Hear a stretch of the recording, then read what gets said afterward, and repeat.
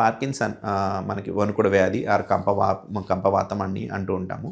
ఈ పార్కిన్సన్ అనేది యూజువల్‌గా మనం లేట్ ఏజ్‌లో చూస్తాం. అంటే 60 సంవత్సరాలు పైబడిన వాళ్ళలో మనం కామన్‌గా చూస్తూ ఉంటాం. ఈ పార్కిన్సన్ వచ్చేటప్పుడు మన కామన్‌గా 4 రకాల సింప్టమ్స్‌ని చూస్తూ ఉంటాం. ఈజీగా గుర్తుపెట్టుకోవడానికి ట్రాప్ అంటాం. TRAP.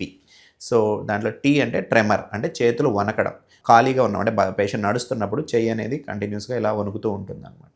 దాంతో పాటు ఏదైనా వస్తువులు పట్టుకోవాలన్నప్పుడు కూడా వణుకడం అనేది చూస్తూ ఉంటాం.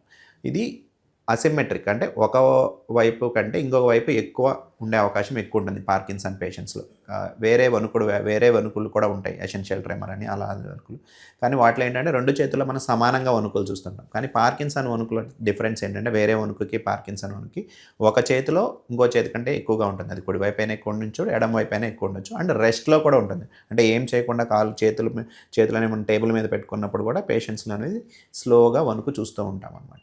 సో, అది ట్రెమర్.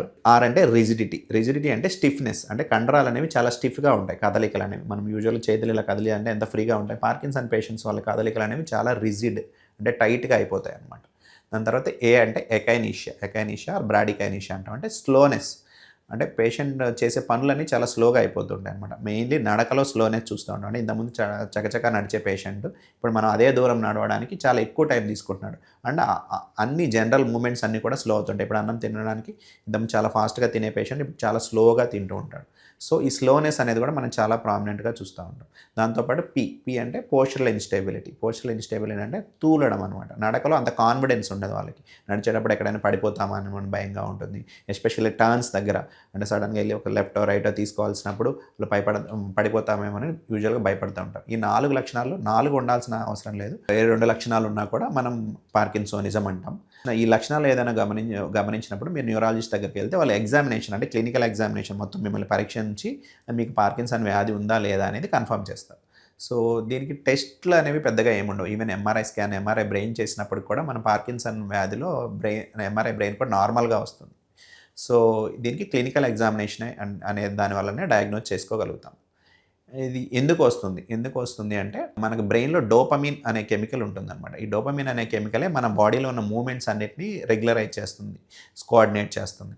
బ్రెయిన్‌లో డోపమైన్ తయారు చేసే కణాలు చనిపోవడం మొదలవుతాయో, సో, అప్పుడు బాడీలో డోపమైన్ అనేది తగ్గడం వల్ల మన ఈ చెప్పిన లక్షణాలు, ఈ 4 రకాల లక్షణాలన్నీ కూడా వస్తూ ఉంటాయన్నమాట. సో, అది ఎందుకు డ్యామేజ్ అవుతాయనే దానికి మనకు క్లియర్ కట్ ఎక్స్‌ప్లనేషన్ లేదు. బట్ బ్రెయిన్‌లో ఆల్ఫా సిన్యూక్లిన్ అనే ప్రోటీన్ అనేది డిపాజిట్ అవ్వడం వల్ల మనకి ఈ లక్షణాలనేవి ఈ డోపమైన్ తగ్గిపోయి మనం ఈ లక్షణాలనేవి చూస్తూ ఉంటాం. మన బ్రెయిన్‌లో డోపమైన్ ఇంక్రీజ్ చేయడానికి, పెంచడానికి మనం టాబ్లెట్స్ ఇస్తూ ఉంటాం. యూజువల్‌గా లెవోడోపా, కార్బిడోపా అనే మెడిసిన్స్ ఇనిషియల్‌గా ఇస్తాం. ఇనిషియల్‌గా బాగా రెస్పాండ్ కూడా అవుతూ ఉంటారు.